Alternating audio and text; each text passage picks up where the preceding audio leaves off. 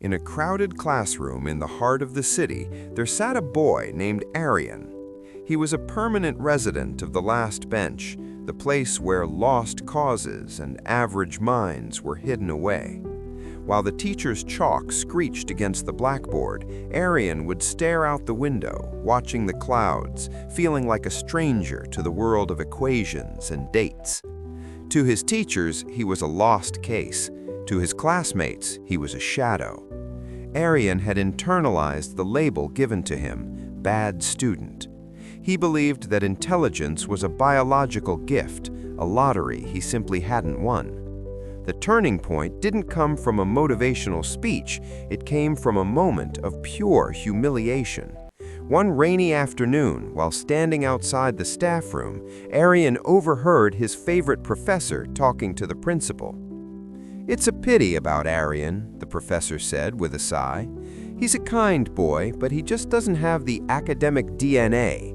We should suggest he drops the harder subjects. Some people are just born to follow, not to lead." Aryan felt a cold shiver that had nothing to do with the rain. That night, he didn't cry. He looked at his reflection in a cracked mirror and realized that if he didn't change his story now, the world would finish writing it for him. He decided that academic DNA was a lie. The next morning, the old Aryan died. The new Aryan didn't start by buying expensive books. He started by changing his environment.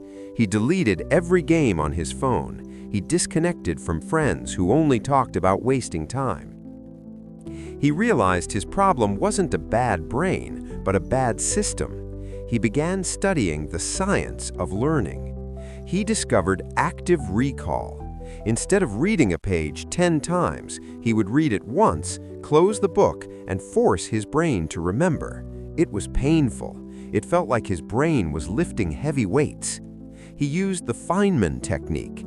He would stand in front of his bedroom wall and teach the wall physics as if he were explaining it to a child.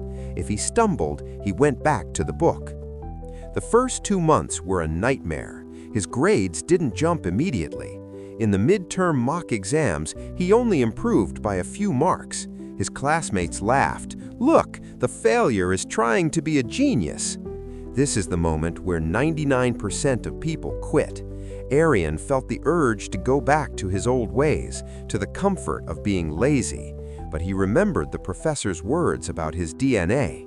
He chose to embrace the silent grind. He spent his Friday nights in the library while others were at parties. He woke up at 4 a.m. when the world was silent, realizing that discipline is doing what you hate to get what you love. Final exam season arrived. The air was thick with tension.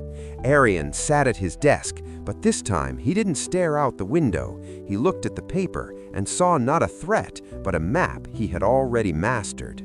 A week later, the results were posted on the notice board. A crowd gathered. The toppers pushed to the front to see their names, but as the eyes moved to the very top of the list, a heavy silence fell over the hallway. The boy from the last bench hadn't just passed, he had shattered the records. The professor who doubted him stood in the hallway looking at the results and then at Aryan. He didn't see a bad student anymore. He saw a master of his own destiny. The difference between a bad student and a genius isn't a gift. It is the willingness to be bored, the courage to fail in private, and the discipline to keep going when no one is clapping for you.